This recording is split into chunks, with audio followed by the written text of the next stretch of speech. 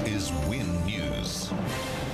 Tonight, a teenager freed on bail after an alleged violent home invasion in Kaleen.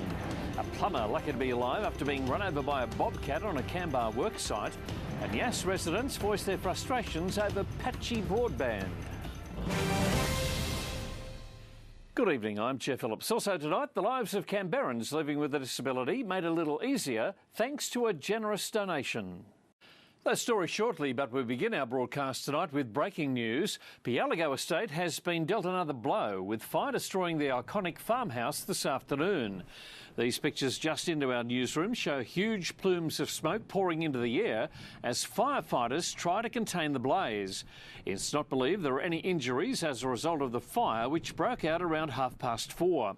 The blaze comes just over a year after fire also destroyed the adjacent smokehouse. We'll have more details in our bulletin tomorrow night. Police have charged a man over a violent home invasion which left two men battered and bloodied in Canberra's northern suburbs.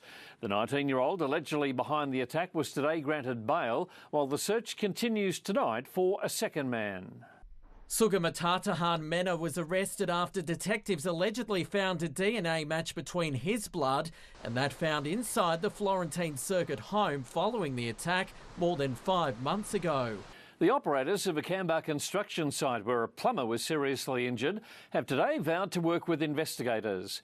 WorkSafe insists it's lucky the man wasn't killed after being run over by heavy machinery amid a safety blitz by the regulator. This bobcat still leant to one side as authorities checked it over for clues. Gun debate has fired up between members of the Nationals and the Shooters, Fishers and Farmers Party days before residents head to the polls in the Cootamundra and Murray electorates. A former Prime Minister and Deputy Prime Minister weighing in on the argument, penning an open letter about firearm laws.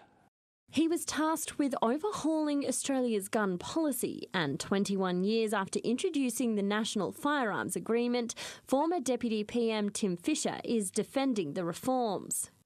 Dozens of Yass residents and business people have voiced their concerns over the rollout of the national broadband network. They argue while speed and reliability are improving, there is still a need for a more consistent method of delivery across the valley. Christine Weeks runs a 4-star hotel along the town's main drag, but her internet service was once far from luxury. Still to come on Win News, Swedish fashion retailer H&M reveals when it will open in the Canberra Centre. And a man whose father has prostate cancer rides into rural communities to raise awareness of the deadly disease.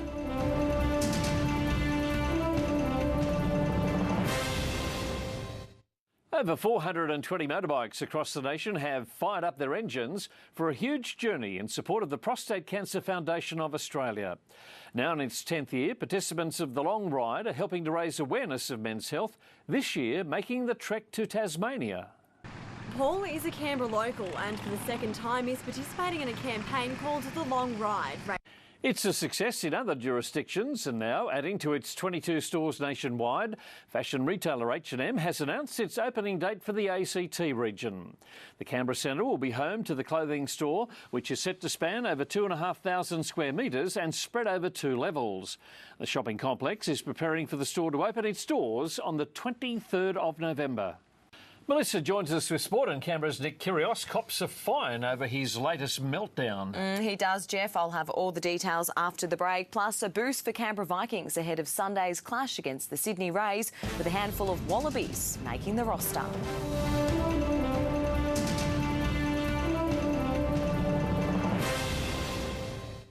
The UC Capitals believe back-to-back wins will set them up for success at this weekend's gruelling road trip doubleheader.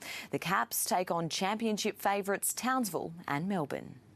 For Capitals coach Paul Goris, UC's imminent road trip doubleheader is a chance to prove the pundits wrong. Some of our sporting stars have hit the streets of Canberra, drumming up support and votes for the Canberra Sport Award.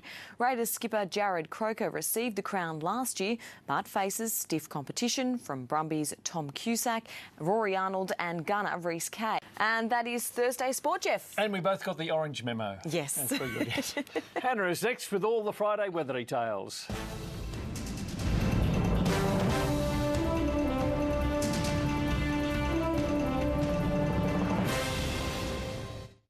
Good evening, everyone. Skies are looking mostly clear across the region tonight. It looks like they will stay that way into tomorrow. We may see a light shower or two on Saturday, but the best chance of us seeing some more rainfall across the area won't be until later next week.